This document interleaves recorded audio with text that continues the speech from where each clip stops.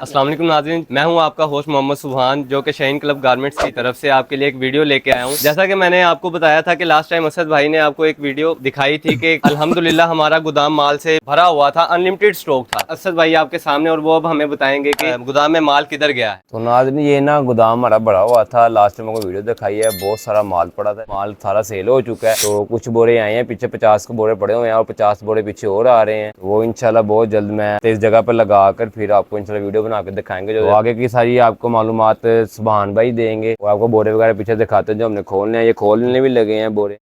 यही आपको बताना था कि अल्हम्दुलिल्लाह आपने लेकिन इस चीज़ की फिक्र बिल्कुल नहीं करनी। हमें कमेंट में भी काफ़ी हमारे कस्टमर्स कह रहे थे कि भाई आप हमें हमारा माल पूरा नहीं कर रहे, आप हमें वैरायटी नहीं दे रहे। तो अब उन्हें यही कहना था कि अब दोबारा उनके लिए हम अनलिमिटेड वैरायटी लाए हैं। और जैसे कि आप देख सकते हैं कि अब हम ये बोरे में से भी माल निकाल के लगाने लगे हैं और ये कितना सारा अल्हम्दुलिल्लाह लगा भी चुके हैं।